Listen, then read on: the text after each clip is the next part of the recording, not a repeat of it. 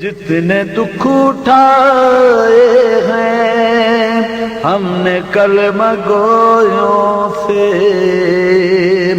ایک ایک چکائیں گے۔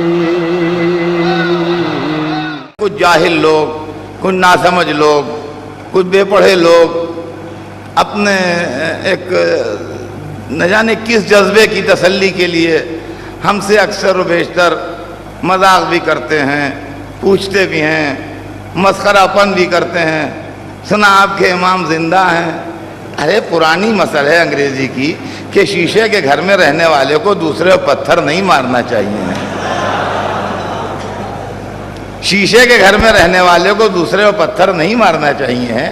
جو مسلمان حضرت عیسیٰ کو 2000 برس سے زندہ مان رہے ہیں، ان کو 1200 برس سے امام کو زندہ ماننے میں پریشانی ہو رہی ہے کہ کیسے زندہ ہیں۔ ابے کیسے زندہ کا کوئی سوال ہی نہیں ہے، آپ کیسے زندہ ہیں؟ ہمیں اپنی زندگی کی تھیوری سمجھائیے۔ میں کیسے زندہ ہوں؟ محرم میں بھی زندہ تھا، آپ کے سامنے مجلسیں پڑھ رہا تھا، اب تک زندہ ہوں۔ کیسے زندہ ہوں؟ کیا ڈیفینٹ تھیوری ہے میرے زندہ رہنے کی؟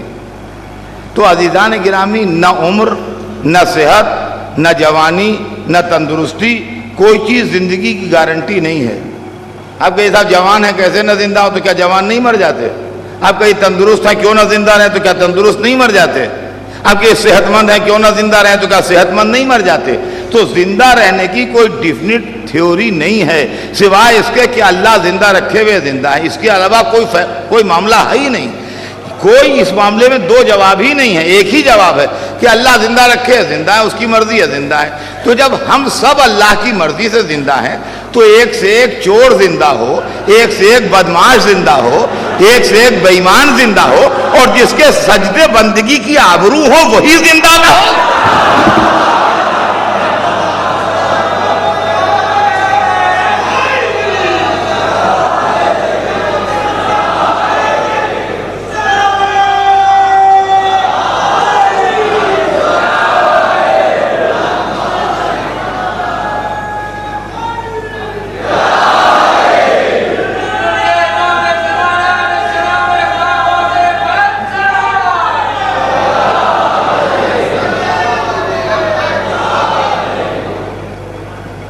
اور عزیزان گرامی، اب لوگ کہتے ہیں کب آئیں گے؟ بھولے بن گئے، کب آئیں؟ سنا اب تک زندہ ہیں 1200 برس سے، کب آئیں گے؟ کب آئیں گے؟ کب آئیں گے؟ یہ بھی پوچھا جاتا ہے کب آئیں گے؟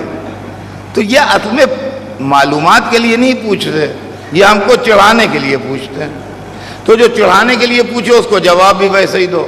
سیریس جواب سے کبھی مانے گا نہیں وہ، نان سیریس جواب ہونا چاہیے۔ چنانچہ نان سیریس جواب ہم بھی دیتے ہیں۔ ہم کہتے ہیں 11 ظاہر ہوئے تھے، آپ نے مار ڈالے، اب جب آپ سب مر جائیے گا جب آئیں گے۔ جتنے دکھ اٹھائے ہیں ہم نے کلمہ گویوں سے،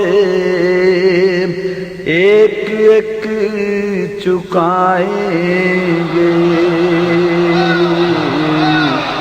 ایک ایک چکائیں